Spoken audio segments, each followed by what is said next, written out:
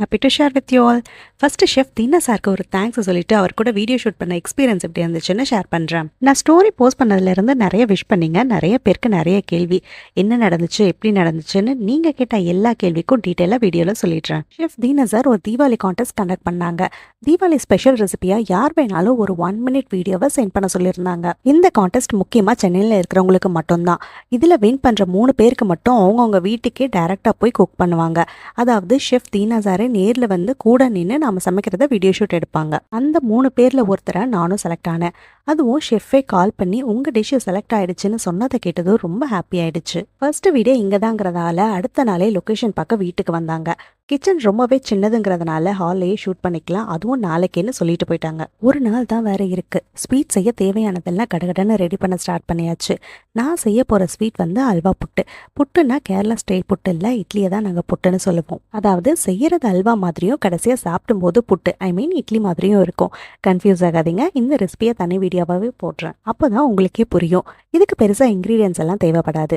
அரிசி மாவை அரைச்சி வச்சுக்கணும், வெல்லத்தை துருவி வச்சுக்கணும், தேங்காயை சின்ன சின்னதாக கட் பண்ணிக்கணும், ஏலக்காயை பவுடர் பண்ணி வச்சுக்கணும், அவ்வளோதான். இது இல்லாமல் ஸ்வீட் செய்ய கடாய், பேனு, பவுலு, கரண்டி, வைப்ஸ், பிளேட்டுன்னு ஒன்று பார்த்து எடுத்து வச்சுட்டேன். கூடவே ஒரு காரமும் செய்யலான்னு கேட்டேன். ஸ்வீட்டோட காரமும் சேர்ந்தா தானே தீபாவளி பலகாரமே.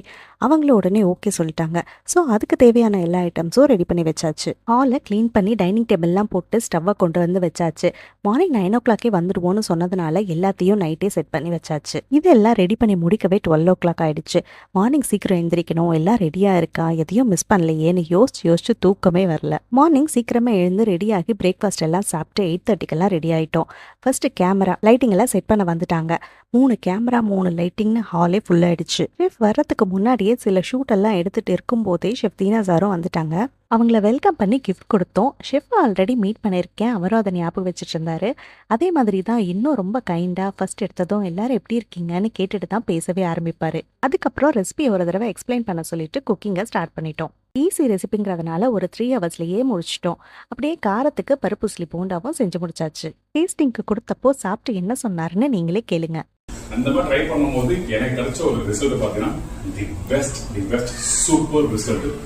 இந்த மாதிரி ஸ்வீட்ஸ் ரெசிபி கண்டிப்பா ட்ரை பண்ணி பாருங்க இந்த தீபாவளிக்கு மிஸ் பண்ணாதீங்க. கேமராவை ஆஃப் பண்ணதுக்கு அப்புறமும் உண்மையிலேயே ரொம்ப நல்லா இருக்குன்னு சொன்னது மட்டும் இல்லாம அவங்க ஒய்ஃப்க்கும் கொடுக்குறேன்னு சொல்லி கேட்டு வாங்கிட்டு போனாரு. இதை கேட்டதும் எனக்கு பயங்கர ஹாப்பி. அதே ஹாப்பியோட பாக்ஸ்ல போட்டு கொடுத்துட்டேன். ஃபைனலா ஒரு அழகான கிஃப்டும் ஷெஃப் தீனாஸ் கிச்சன் சார்பா தீபாவளி ஸ்வீட் பாக்ஸும் கோல்டு வின்னர் சார்பா ஒரு கிஃப்ட் ஹேம்பரும் கொடுத்தாங்க.